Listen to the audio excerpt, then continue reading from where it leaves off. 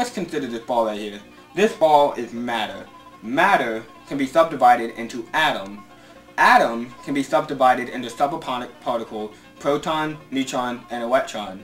But those subatomic particles can be subdivided even further, and this is known as quarks. And what quarks are basically what we consider the fundamental particle that consist of all matter. And these quarks can be explained by certain charges. And the two stable charges, or the main charges we use for quarks, are known as the up charge and the down charge. The up charge has a positive 1/3 charge, and the down charge has a negative 2/3 charge. So when we look at the quark structure of a neutron, we can see that the neutron had two up charges, totaling a positive 2/3 charge, and one down charge, which totals a negative 2/3 charge. And we add those together, that gives you a total of 0 charge. And that is why a neutron has no charge. Now we've talked about the 4 fundamental forces: gravity, electromagnetism, strong force, and the weak force. Now we can talk about the unifications behind those. As I said earlier, electricity and magnetism were unified by James Clerk Maxwell. And now, in 1978, 3 scientists realized that electromagnetism and the weak force were actually the one and same at a very high energy level. And this force was unified into what's known as the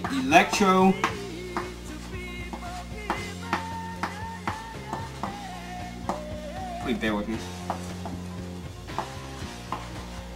Weak force.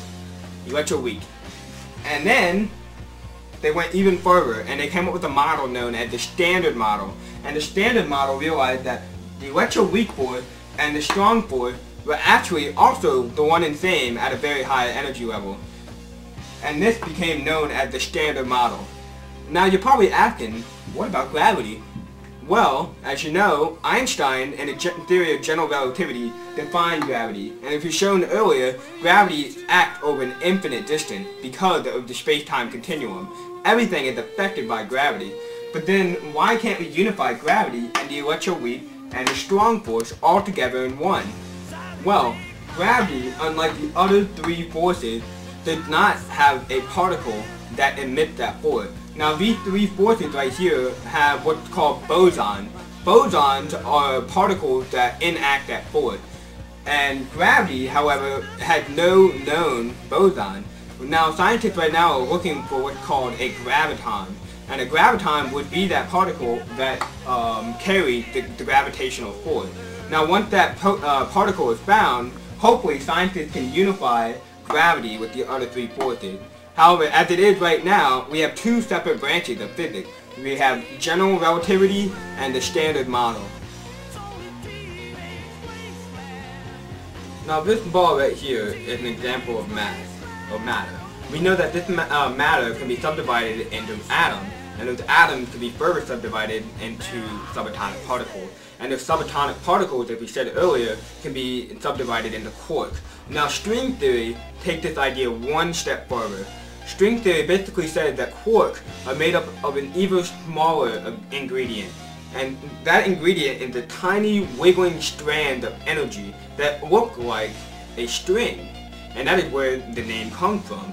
Now, these strings are unimaginably small. Now, if we enlarge a single atom to the size of our solar system, this string right here would be the size of a tree on our planet Earth. That's how small these strings are. Now, just as we create vibration and musical notes, say for example I play a G note, the different way these strings vibrate give particles their unique properties, such as charge and mass. Now, if our entire universe were, assuming that a theory is true, if our entire universe were composed of tiny little strings, just imagine our universe as a giant symphony of different vibrating strings all throughout the universe. Now when we look at these strings at the atomic level, we realize that all the forces that occur in our universe, the 4 fundamental forces, gravity, electromagnetism, the strong and weak force, are all carriers the string is the carrier of that force. And so this is how string theory unifies the four different forces. They show that at the string level, all these four forces are exactly the same, and that the carrier of this force are these little tiny strings, these little bands of energy that interact with particles of matter. Today we talked about the four fundamental forces that occur in nature. We talked about gravity, we talked about electromagnetism, the strong and weak nuclear forces. And we've also talked about the fundamental basic building block, the matter, which is made up of quarks. And we've also talked about two theories that are currently in existence, trying to explain everything that happens in our universe. We talked about the Standard Model and the string theory. Now you're probably wondering, is there exactly a grand unified theory? Well, no, there is not. But right now, the string theory and the Standard Model, good lord, are both trying to explain the occurrences in our everyday universe.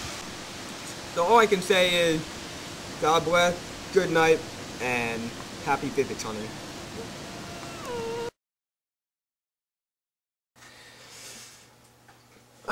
Mike, is there any way we can decrease the weight on this thing? No. That's the lowest one.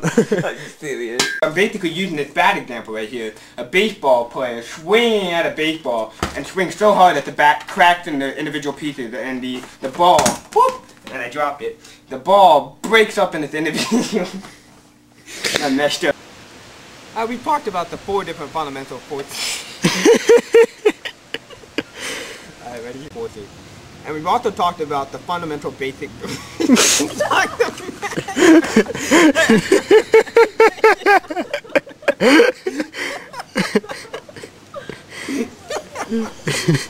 Alright, here we go.